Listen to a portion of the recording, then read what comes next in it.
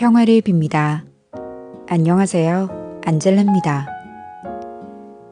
내가 보기에 일을 답답하게 하는 사람들, 내가 보기에 상식적으로 통하지 않는 사람들, 내가 보기에 이해하기 어려운 사람들, 과연 그들은 부족한 사람일까요? 내가 알고 있던 상식과 지혜. 하지만 그것도 결국 내 머릿속에서, 내 마음속에서 나오는 사랑이 없는 상식이자 편견일 것입니다. 나도 남이 생각하는 것을 받아들이지 않으면서 내 생각만 고집하는 답답한 사람일지도 모릅니다. 무엇이 맞을까 고민이 될 때, 나는 또 주님의 편에서 바라보지 못했구나 싶습니다.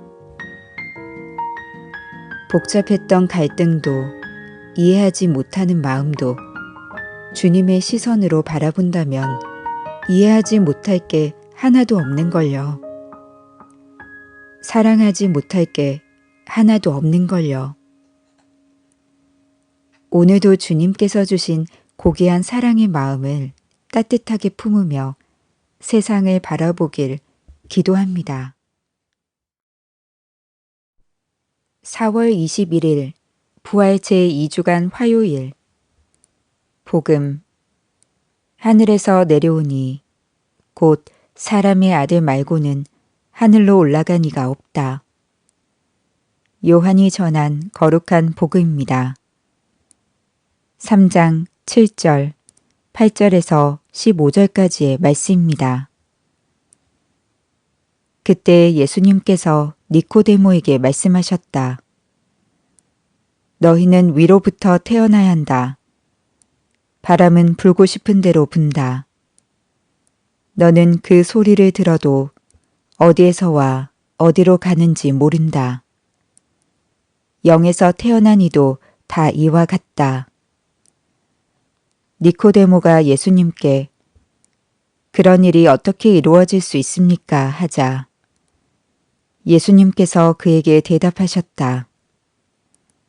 너는 이스라엘의 스승이면서 그런 것도 모르느냐? 내가 진실로 진실로 너에게 말한다. 우리는 우리가 아는 것을 말하고 본 것을 증언한다. 그러나 너희는 우리의 증언을 받아들이지 않는다. 내가 세상 일을 말하여도 너희가 믿지 않는데 하물며 하늘 일을 말하면 어찌 믿겠느냐. 하늘에서 내려오니 곧 사람의 아들 말고는 하늘로 올라간 이가 없다. 모세가 광야에서 뱀을 들어올린 것처럼 사람의 아들도 들어올려져야 한다. 믿는 사람은 누구나 사람의 아들 안에서 영원한 생명을 얻게 하려는 것이다. 주님의 말씀입니다. 오늘의 묵상. 오늘 독서는 예루살렘에 있던 초기 교회의 이상적인 모습을 간략하게 전해주며 그 공동체의 삶이 얼마나 복음에 충실하였는지를 보여주고 있습니다. 그러나 사실 사도행전의 저자인 루카는 예루살렘 교회 공동체가 완벽하게 복음에 따라 살았다는 사실보단 복음적인 공동체가 되려면 본질적으로 무엇이 필요한지를 제시하려 하였는지도 모릅니다.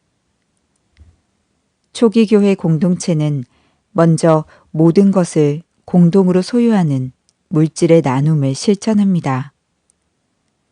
그러나 합법적인 재산의 소유를 부정하지 않으며 온전히 자기 결단에 따라 각자의 재산을 공동체의 유익을 위해 내놓았습니다. 그 나눔을 실천하는 바탕엔 한마음 한뜻이 있습니다. 그리스에서 우정을 바탕으로 하는 한뜻은 단순한 친구 사이의 공유를 넘어 믿는 사람들, 곧 신자들의 공통적인 신앙에서 비롯됩니다. 여기에 히브리식 개념인 한 마음이 더해집니다. 유다인들은 전통적으로 기도의 시작을 알려주는 표지로 한 마음을 사용했습니다. 따라서 믿는 사람들의 공동체가 주님과 이루는 일치와 구성원 간의 친교를 하느님 앞에 드러내고 기도할 때 모두 한 마음이 되어야 했습니다. 그런 가운데 오늘 복음을 보면 세속적인 개념의 차원에서 물질 그 자체에 얽매여 하느님 나라의 이상을 이해하지 못하는 니코데모가 등장합니다. 위로부터 새롭게 태어나야 한다는 예수님의 말씀은 하느님의 영 안에서 새로워져야 한다는 뜻입니다. 그러나 니코데모는 여전히 이를 깨닫지 못합니다. 믿는 사람은 누구나 사람의 아들 예수님을 통해 영원한 생명을 얻게 됩니다. 그러기에 우리를 새롭게 하시는 아버지 하느님과 그 외아드님 예수님에 대한 우리 믿는 이들의 한마음 한뜻이야말로 물질을 넘어 친교로 나아가 영원한 생명을 얻게 하는 길이라고 하겠습니다. 믿는 사람은 누구나 사람의 아들 안에서 영원한 생명을 얻게 하려는 것이다. 믿는 사람은 누구나 사람의 아들 안에서 영원한 생명을 얻게 하려는 것이다. 믿는 사람은 누구나 사람의 아들 안에서 영원한 생명을 얻게 하려는 것이다. 하늘에 계신 주님, 세상의 일에만 집착해 하늘의 일을 보지 못하는 제 마음을 열어주소서. 아멘. 평화를 빕니다.